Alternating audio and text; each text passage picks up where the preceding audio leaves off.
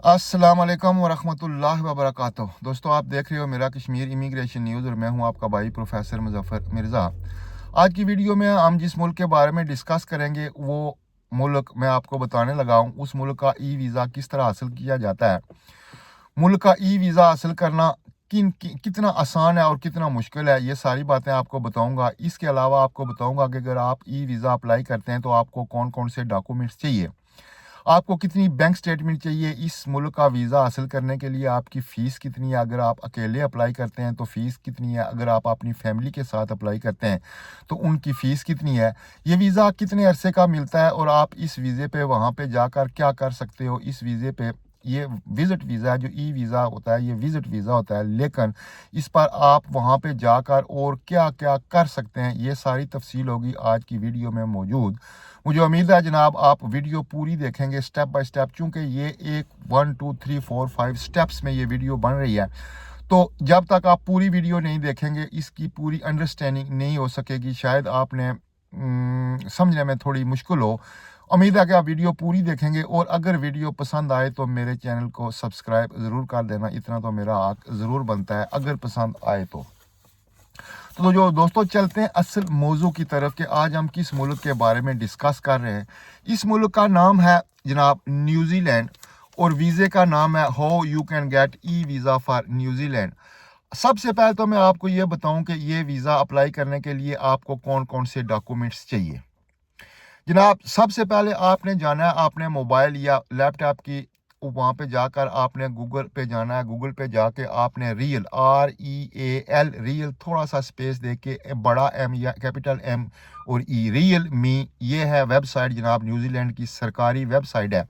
आपने इसको ओपन करना है, इसको ओपन करके आपने एक अकाउंट बनाना है, उसमें आपने सारे डॉक्यूमेंट्स अपलोड करने हैं। अब डॉक्यूमेंट्स क्या है ये मैं आपको एक एक करके सब कुछ बताने जा रहा हूँ। वहाँ पे जो अंग्रेजी में लिखा है नंबर 1 लिखा हुआ है आइडेंटिटी यानी पासपोर्ट। सबसे पहले आपको चाहिए पासपोर्ट। आपका पासपोर्ट वैलिड होना चाहिए, कम अज कम 6 महीने का पासपोर्ट आपके पास वैलिड होना चाहिए।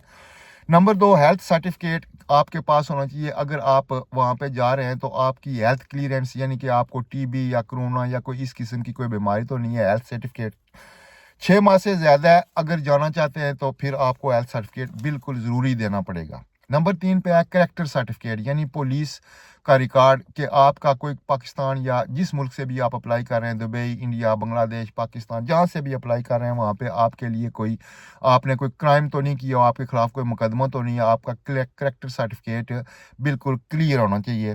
फिर आप आती है, उन्होंने लिखा हुआ है नंबर 2 पे जेन्युइन इंटेंशन। जेन्युइन इंटेंशन क्या है ये मैं बाद में डिस्कस करूंगा, पहले हम डॉक्यूमेंट्स सारे डिस्कस कर लें।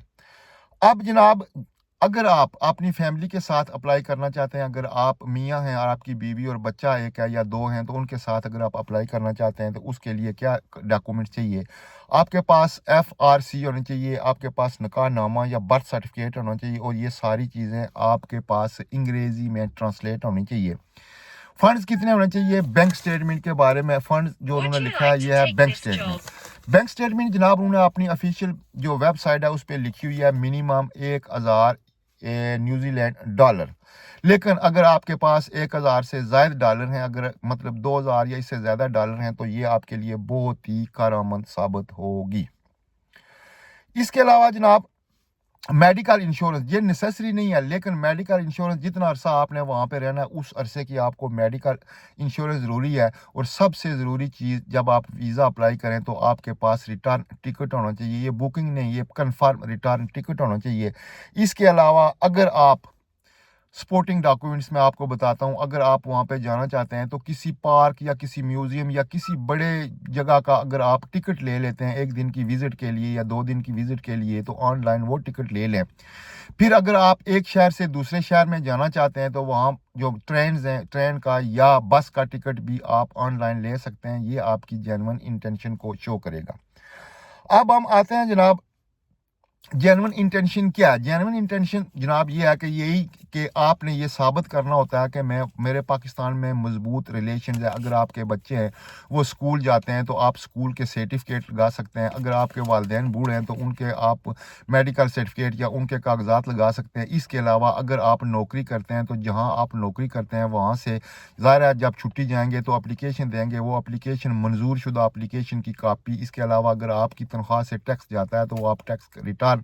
इसके अलावा अगर आप बिज़नेस करते हैं तो बिज़नेस के मुकम्मल कागजात आपके पास होने चाहिए। जब अप्लाई करें तो वो साथ लगाएं। अगर आपके पास एक्स्ट्रा प्रॉपर्टी है, आपके पास कोई गाड़ी है, कोई मकान है, कोई बंगला है, कोई प्लाट है, तो उसकी मुकम्मल तफसीलात ये जेन्युइन इंटेंशन में आती है। ख़ासकर अगर आपके बच्चे हैं या आपके बूढ़े वालिदैन हैं तो उनकी मुकम्मल तफसील आपने इस एप्लीकेशन जब ई वीज़े के लिए अप्लाई करें तो ये आपकी जेन्युइन इंटेंशन होती है जो ये शो करे कि आप वहाँ पे नहीं रहते, नहीं रहेंगे, नहीं रुकेंगे। इसके अलावा जनाब आप अगर वहाँ पे अगर जब अप्लाई करते हैं तो आप इस वीज़े का सबसे बड़ा मज़ा ये है कि ये विज़िट वीज़ा है, लेकिन इसको आप वहाँ पे जाकर अगर आपके पास 3 महीने 1 महीने का भी है, मुझे पता है ये आसान काम नहीं है, लेकिन आप इसको विज़िट वीज़े से क्या कर सकते हैं, वर्क वीज़े में कन्वर्ट कर सकते हैं। प्लस आप 3 महीने वहाँ पे किसी भी अदारे में स्टडी कर सकते हैं। बेहतर यह है कि अगर आप वहाँ पे बहुत सारे अदारे ऐसे भी हैं न्यूजीलैंड में जो मुफ्त आपको कोर्स कराते हैं, छोटे छोटे कोर्स। अगर आप ऑनलाइन किसी ऐसे कॉलेज या स्कूल में कोई छोटा मोटा कोर्स बुक करा लेते हैं तो वो बुकिंग या वो जो सर्टिफिकेट है या वो सबूत है वो भी आपने कागजात के साथ आप लगाएं तो ये आपके लिए क्या होगा, बेहतर साबित होगा, आपके वीज़ा हासिल करने में आसानी होगी।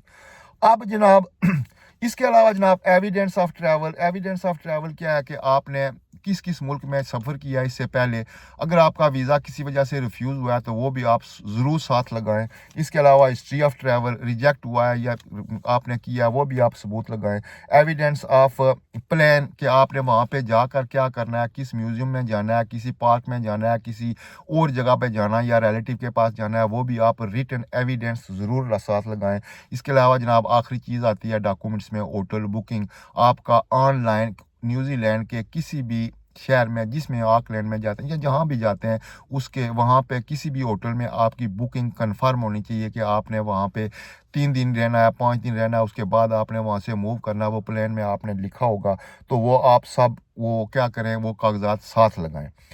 इसके अलावा जनाब अगर आप एक शहर से दूसरे शहर में जाते हैं तो वो प्लान भी लगाएं, किस तारीख को आपने ऑकलैंड से दूसरे में जाना है या वहाँ से किधर जाना है। और मैंने पहले बताया कि रेल या गाड़ी का टिकट अगर आप ऑनलाइन ले लें तो वो ज़्यादा मजबूत और वो आपके केस को बहुत स्ट्रांग कर लेगा। तो ये दोस्तों अगर अब आई बात फ़ीस की, तो फ़ीस जनाब पर हेड इसकी वीज़ा फ़ीस है जनाब 300 न्यूजीलैंड के डॉलर। और अगर आप अपने साथ एक बच्चा या 2 बच्चे और अपनी मिसेस साथ लेके जाते हैं तो पर हेड आपको $100 एक्स्ट्रा देना पड़ेगा। इसके अलावा जनाब वीज़ा फ़ीस जो है 441 पाउंड, नहीं ये 441 पाउंड न्यूजीलैंड के डॉलर हैं और हर बंदे का $100 एक्स्ट्रा है। जनाब प्रोसेस टाइम इसका पहले 4 हफ्ते होता था और अब पहले ये होता था 9 डेज और अब ये प्रोसेसिंग टाइम इसका हो गया है जनाब क्या 4 हफ्ते। ये थी जनाब आपकी ई वीज़ा अप्लाई करने के लिए मुकम्मल तफसील। अगर आपने ये सारे डॉक्यूमेंट्स जेन्युइन लगाए हैं, किसी किस्म की हेरा फेरी नहीं की, तो मैं गारंटी देता हूं कि विद इन 4 वीक्स आपका ई वीज़ा, वो डिपेंड करता है कि आपने कितने अरसे का अप्लाई किया। एडवाइस करूंगा कि अगर आप अप्लाई करते हैं तो 3 महीने का करें और अपना मुकम्मल प्लान, अपना वहाँ किसी कॉलेज में दाखिला और अपनी bank statement paper up to date रख के आप अप्लाई करें। वहाँ पे जाकर आपके मुकद्दर हैं, जब आपको एंट्री मिल गई तो आपने क्या करना है ये जाने आप और आपका काम। मुझे मालूम है कि इतना जल्दी काम नहीं मिलता, लेकिन हिम्मत मर्दा मदद खुदा, अल्लाह ताला सबब बनाता है। न्यूजीलैंड के कानून के तहत वो आपको वहाँ से निकाल नहीं सकते, तो आप वहाँ पे असाइलम भी कर सकते हैं। बहुत सारे ऑप्शन है जो मैं यहाँ पे डिस्कस नहीं कर सकता, ये सब कुछ आप कर सकते हैं। अपना रखना दोस्तों ख्याल, मुझे दें इजाज़त, कल मिलते हैं एक नई वीडियो के साथ। आपका भाई प्रोफेसर मुजफ्फर मिर्ज़ा।